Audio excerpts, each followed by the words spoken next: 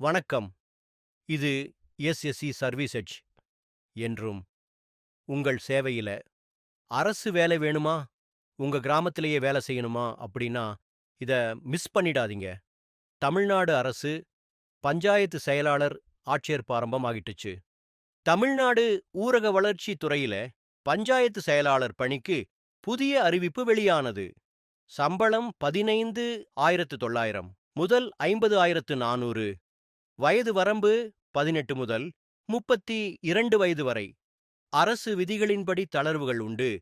தேவையான கல்வித் தகுதி 10ஆம் வகுப்பு படித்திருக்க வேண்டும். ஒதுக்கீடு விவரம் அனைத்தும் அதிகாரப்பூர்வ அறிவிப்பில் குறிப்பிடப்பட்டுள்ளது.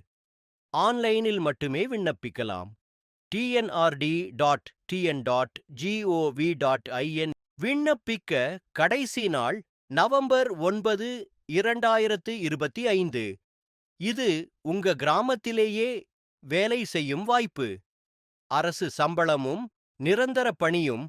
tnrd.tn.gov.in என்ற இணையதளத்தில் சென்று உடனே விண்ணப்பியுங்கள்.